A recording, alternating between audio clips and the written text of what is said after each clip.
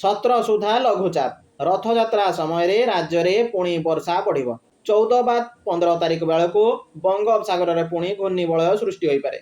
17 तारिख सुधा यह लघुचाप रूप नेब। उत्तर पश्चिम बंगोपसागर और संलग्न ओडिशा पश्चिमबंग उपकूल में यह लघुचाप सृष्टि हेब। यह प्रभाव में राज्य में अधिक वर्षा संभावना रही। पाणीपाग विभाग विस्तारित आकलन में एभली पूर्वानुमान करा 9 रु 15 तारिख जाए राज्यर विक्षिप्त स्थान में वर्षा आशंका रही। 13 और 14 तारिख में राज्यर किछि स्थान में प्रबल अति प्रबल वर्षा हो पारे।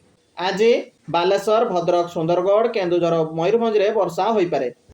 परवर्ती खबर आरंभ झुंटिला केजी रु पीजी मागणा शिक्षा योजना सरकार कथा कहीं शुणिलेनी।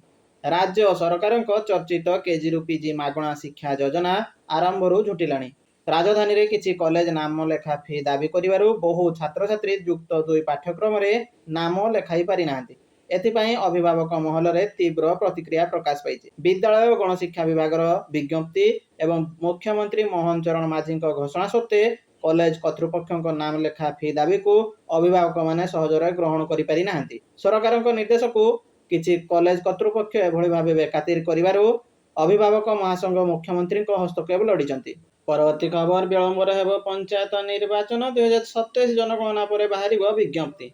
एथर निर्धारित समय होई न पारे पंचायत निर्वाचन। 2027 जनगणना पर निर्वाचन प्रक्रिया आगक बढ़ाक जाउछि। एहासह प्रथम थर पई डोर टू डोर सर्वे करी बूथ वाइज भोटर तालिका प्रस्तुत करिया को योजना करा जाइछि। एने निर्वाचन प्रस्तुति जोरदार होइछि। राज्य रे निर्वाचन एथर विलंब होई पारे। सूचना अनुसार 2027 जनगणना प्रक्रिया शेष होगा परे आसंता एप्रिल मासरे पंचायत निर्वाचन पई विज्ञप्ति प्रकाश पाइबार संभावना रही। यापर जून सुधा निर्वाचन प्रक्रिया शेष करिया को प्रस्तुति चली। निर्वाचन प्रस्तुति को नहीं राज्य सरकार पूर्व आरडीसी एवं समस्त जिलापाल बैठक कर सारी। आसंता 21 तारिख में पुणी थे आभासी माध्यम एक समीक्षा बैठक बस।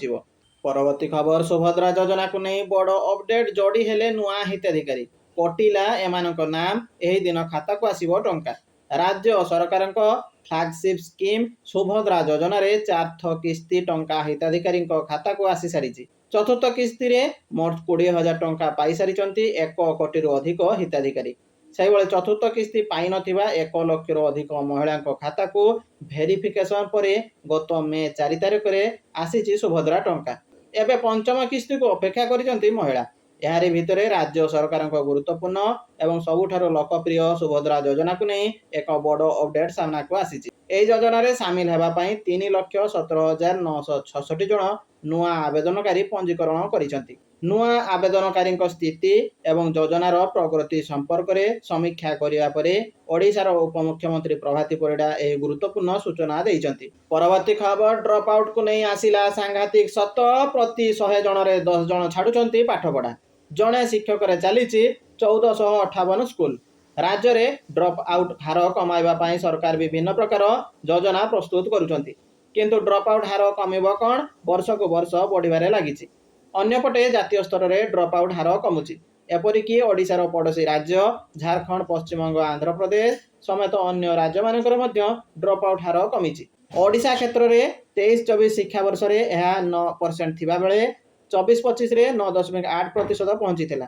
हेले चलित वर्ष प्रकाशित 25-26 रिपोर्ट रे यह पुणी बढ़ी 10% रे पहुंची। परवर्ती खबर ट्रैफिक नियम भांगुथिले होई जांतु सावधान एक्शन मोड रे परिवहन विभाग।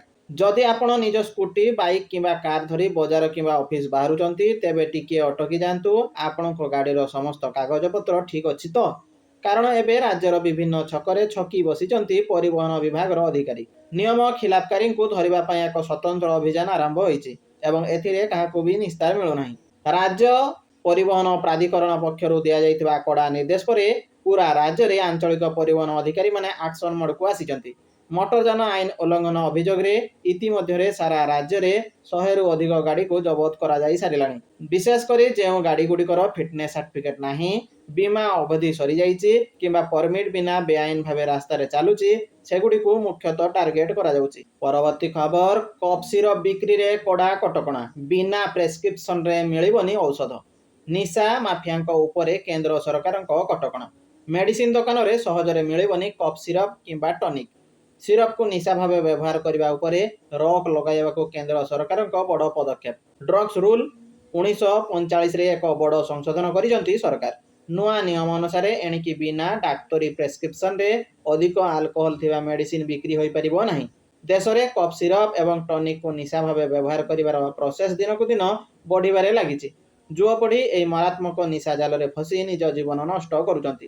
ଏହାକୁ ରୋକିବା ପାଇଁ ଏବେ କେନ୍ଦ୍ର ସରକାର କଡ଼ା ପଦକ୍ଷେପ ନେଇଛନ୍ତି। ପରବର୍ତ୍ତୀ ଖବର, ଏଆଇ ବଦଳାଉଛି ଚାକିରିର ଚିତ୍ର, କେଉଁ କ୍ଷେତ୍ରରେ ବଢ଼ୁଛି ସୁଯୋଗ, କେଉଁଠି ରହିଛି ବିପଦ। କୃତ୍ରିମ ବୁଦ୍ଧିମତ୍ତା ଏଆଇର ଦ୍ରୁତ ବିକାଶ ଦେଶର ଚାକିରି ବଜାରକୁ ଦ୍ରୁତ ଗତିରେ ବଦଳାଇ ଦେଉଛି। ଆଇଟି, ବ୍ୟାଙ୍କିଂ, ସ୍ୱାସ୍ଥ୍ୟ, ଶିକ୍ଷା ଓ ଇ-କମର୍ସ ଭଳି କ୍ଷେତ୍ରରେ ଏଆଇର ବ୍ୟବହାର ବଢ଼ୁଥିବା ବେଳେ ନୂଆ କୌଶଳ ଥିବା ଯୁବକ ଯୁବତୀଙ୍କ ଚାହିଦା ମଧ୍ୟ ବଢ଼ୁଛି। ଏକାଧିକ କମ୍ପାନୀ ଏଆଇ ଆଧାରିତ କାର୍ଯ୍ୟ ପ୍ରଣାଳୀକୁ ଗୁରୁତ୍ୱ ଦେଉଛନ୍ତି। ଅନ୍ୟପଟେ କେତେକ ସାଧାରଣ ଓ ପୁନରାବୃତ୍ତିମୂଳକ କାମ ଏଆଇ ଦ୍ୱାରା ସ୍ୱୟଂଚାଳିତ ହେବାରୁ ସେହି କ୍ଷେତ୍ରରେ ଚାକିରି ଉପରେ ପ୍ରଭାବ ପଡ଼ିପାରେ। କେନ୍ଦ୍ର ସରକାର ମଧ୍ୟ ଏଆଇ କ୍ଷେତ୍ରରେ ଦକ୍ଷ ମାନବ ସମ୍ପଦ ଗଠନ ପାଇଁ ବିଭିନ୍ନ ସ୍କିଲ୍ ଡେଭଲପମେଣ୍ଟ କାର୍ଯ୍ୟକ୍ରମକୁ ପ୍ରୋତ୍ସାହନ ଦେଉଛନ୍ତି। ଶିଳ୍ପ ସଂଗଠନମାନେ ମଧ୍ୟ କର୍ମଚାରୀଙ୍କୁ ନୂଆ ପ୍ରଯୁକ୍ତିରେ ପ୍ରଶିକ୍ଷଣ ଦେବା ଉପରେ ଜୋର ଦେଉଛନ୍ତି। ବିଶେଷଜ୍ଞମାନଙ୍କ କହିବା ଅନୁସାରେ ଆଗାମୀ ଦିନରେ ଏଆଇକୁ ପ୍ରତିଦ୍ୱନ୍ଦ୍ୱୀ ନୁହେଁ ବରଂ ଏକ ସହଯୋଗୀ ପ୍ରଯୁକ୍ତି ଭାବେ ଗ୍ରହଣ କରି ନୂଆ କୌଶଳ ଶିଖିବା ହିଁ ସଫଳ କ୍ୟାରିୟର ଚାବିକାଠି ହେବ।